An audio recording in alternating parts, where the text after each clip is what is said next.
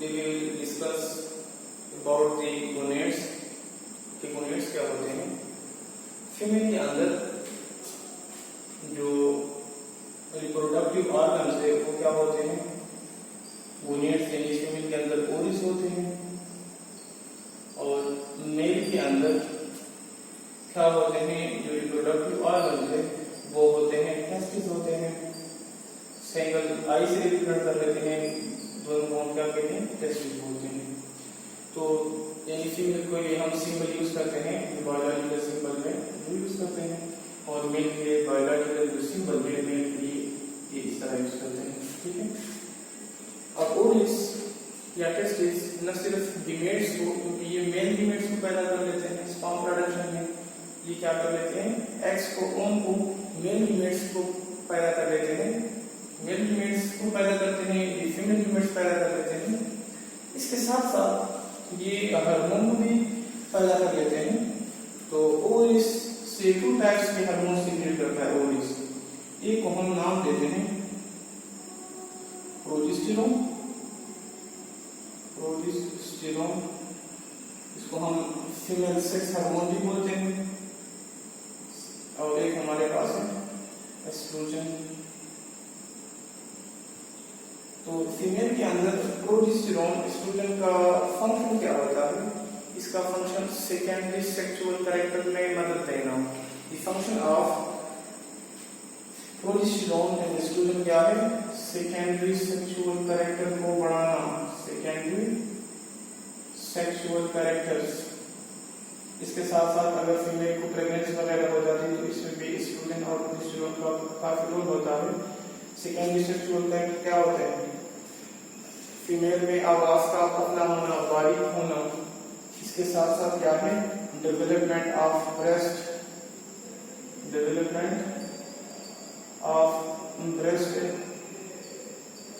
Onset of puberty, यानी जब बलूगत start हो जाती है, प्यूबर्टी बोलते हैं बलूगत को। तो ये कौन से हार्मोन की वजह से होता है? जो मेल के अंदर टेस्टिस है, इसका न सिर्फ मेल गीमेट्स को यानी स्पर्म प्रोडक्शन में मदद देते हैं, बल्कि ये एक हार्मोन है उसको भी सीक्रेट करते हैं। उस हार्मोन को हम कहते हैं टेस्टोस्टेरोन। तो टेस्टोस्टेरोन इसको हम कहते हैं कि ये हमारे पास मेल सेक्स हार्मोन है। इसका काम क्या है? इसका काम भी सेकेंडरी सेक्सुअल कैरेक्टर्स में मदद देना, सेकेंडरी सेक्सुअल कैरेक्टर्स। तो मेल के अंदर सेकेंडरी सेक्सुअल कैरेक्टर्स क्या होते हैं? लाइक क्या है? हमारे मतलब जो फेस पे बालों का आना, चेस्ट पे बालों का आना, प्यूबिक एरिया पे बालों का आना, इस तरह आवाज का बारी होना। तो ये क्या है? मेल के अंदर सेकेंडरी सेक्सुअल कैरेक्टर है। कोर्सिनेस ऑफ वॉइस यानी आवाज का बारी होना। हियर है, हियर का पैदा होना कहाँ पे? फेस पे, चेस्ट पे, प्यूबस एरिया बिलो जो नाक के नीचे एरिया होता है इसको प्यूबस एरिया बोलते हैं। ठीक है। और इसके साथ साथ ऑनसेट ऑफ प्यूबर्टी बोलते हैं बलूगत को, जो क्या होते हैं? जवान होता है।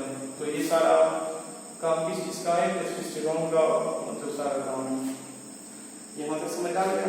तो यहाँ पे हमारे जो एंडोक्राइन सिस्टम था वो अपने काम को पहुंचता है। इसमें हमने डिस्कस किया था पिट्यूटरी ग्लैंड को, इसके बाद हमने थायराइड ग्लैंड को, पैराथायराइड ग्लैंड को, एड्रीनल ग्लैंड को, पैनक्रियास एंड गोनेड्स। अब हमारा टॉपिक है वो है फीडबैक मैकेनिज्म। फीडबैक मैकेनिज्म किस चीज को बोलते हैं? What is feedback mechanism?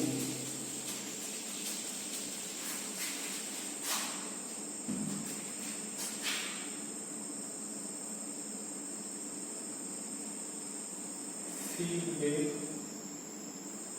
Mechanism हमारे बॉडी के अंदर जितने भी एंडोक्राइन ग्लैंड है, जितने भी फंक्शन होते हैं वो सारे के सारे फीडबैक मैकेनिज्म पे काम कर देते हैं।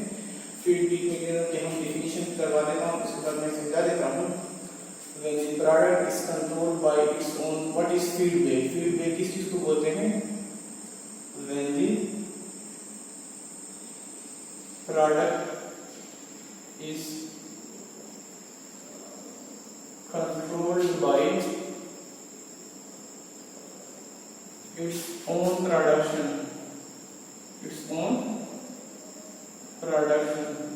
This is called as feedback mechanism. अब इसका क्या मतलब है, मैं सिंपल समझा देता हूँ। ये सपोज हमारे पास है ए है, क्या है ए, ये क्या है, केमिकल रिएक्शन जब हम करते हैं दो सब्सटेंसेस होते हैं, एक होते हैं रिएक्टेंट होते हैं, एक होते हैं प्रोडक्ट होते हैं। रिएक्टेंट उन सब्सटेंसेस को बोलते हैं यानी जिसके प्रोडक्ट को बनाना है। प्रोडक्ट किस चीज को बोलते हैं, जिसको हम हासिल करना चाहते हैं, जिसको हम गेन करना चाहते हैं। एक ए है, एक बी है। अब एक क्या है, रिएक्टेंट है, बी प्रोडक्ट है। ए रिएक्टेंट है, बी प्रोडक्ट है। तो एक क्या किस चीज को बना रहा है, प्रोडक्ट को बना रहा है, यानी बी प्रोडक्ट हो गया। प्रोडक्ट ए को बोलता है कि मजीद पैदा करो, मजीद पैदा करो, यानी ये फीडबैक देता है कि या पैदा करो या स्टॉप करो। ए रिएक्टेंट है, बना रहा है बी को। अब बी ए को कहता है, अगर बी यानी जो प्रोडक्ट है बन गया, अगर ए को कहता है कि स्टॉप करो, यानी ये भी एक टाइप है फीडबैक की। अगर उसको कहता है कि मजीद बनाओ तो वो भी एक टाइप है, यानी बी का एक रिस्पांस देना, इसको हम बोलते हैं फीडबैक मैकेनिज्म। अब हमारे पास two type of feedback mechanism है। एक है नेगेटिव फीडबैक मैकेनिज्म, सिंपल सा है, समझने की कोशिश करना आसान है। नेगेटिव फीडबैक मैकेनिज्म है। और एक हमारे पास है positive feedback mechanism. Positive feedback mechanism. Negative feedback mechanism किस चीज को बोलते हैं, जिसमें अगर रिएक्टेंट बना रहा है प्रोडक्ट को और एक ऐसा टाइम आ गया कि प्रोडक्ट मजीद बनाना नहीं चाहता, एक को कहता है कि क्या करो, स्टॉप करो।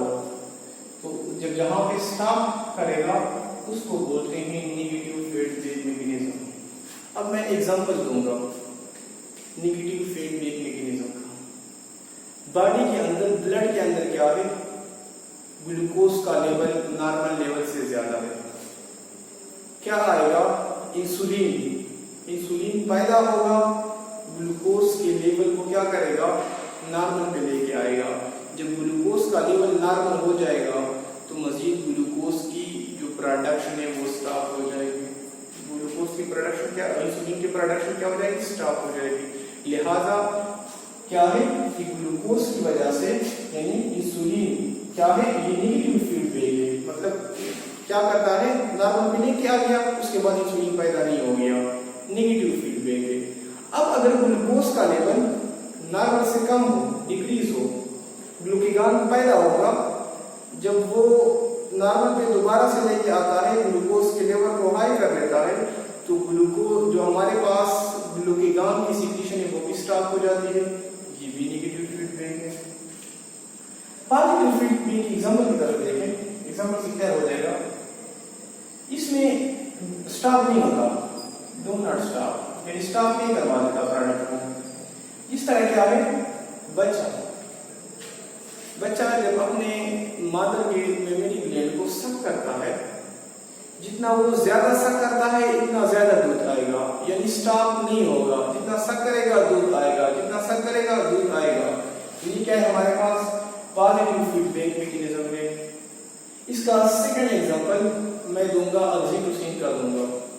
ऑक्सीटोसिन क्या है कि हमने लास्ट लेक्चर में स्टडी किया कि ऑक्सीटोसिन हेल्प करता है कंट्रैक्शन ऑफ यूट्राइन वॉल में। अब जितना ऑक्सीटोसिन पैदा होगा यूट्राइन वॉल इतना खुलता जाएगा, ठीक है। यानी ये नहीं कहेगा ऑक्सीटोसिन, यूट्राइन वॉल ऑक्सीटोसिन को ये नहीं कहेगा कि मजीद स्टॉप करो, कहेगा और पैदा करो, और पैदा करो, और पैदा करो। इसको क्या बोलेंगे, पॉजिटिव फीडबैक मैकेनिज्म। क्लियर हो गया। अब इसके बाद हमारे पास नर्वस डिसऑर्डर है, डिसऑर्डर ऑफ नर्वस सिस्टम। कि अगर नर्वस सिस्टम में कोई मल फंक्शन, कोई प्रॉब्लम आ जाए तो वो टोटल टू टाइप्स के हैं। एक है वास्कुलर डिसऑर्डर है और एक इसमें है फंक्शनल डिसऑर्डर है। disorders of nervous system.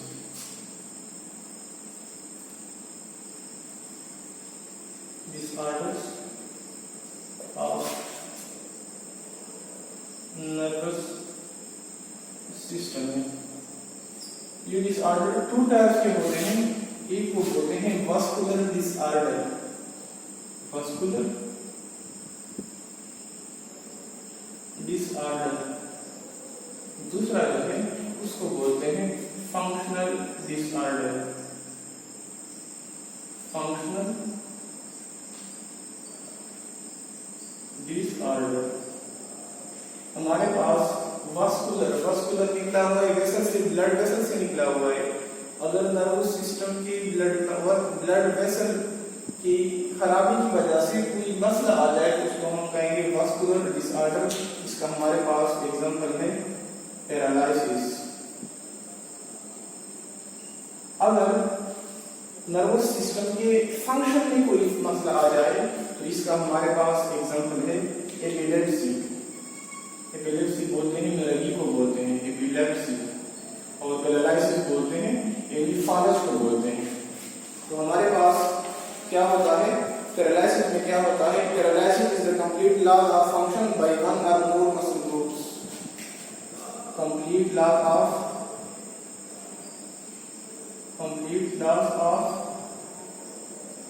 function by one or more muscle groups।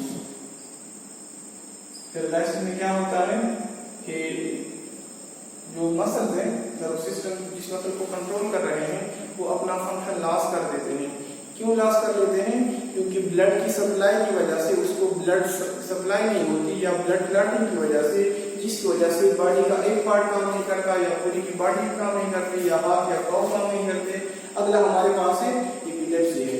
Epilepsy में क्या होता है abnormal and excessive discharge of nerve impulse, abnormal and excessive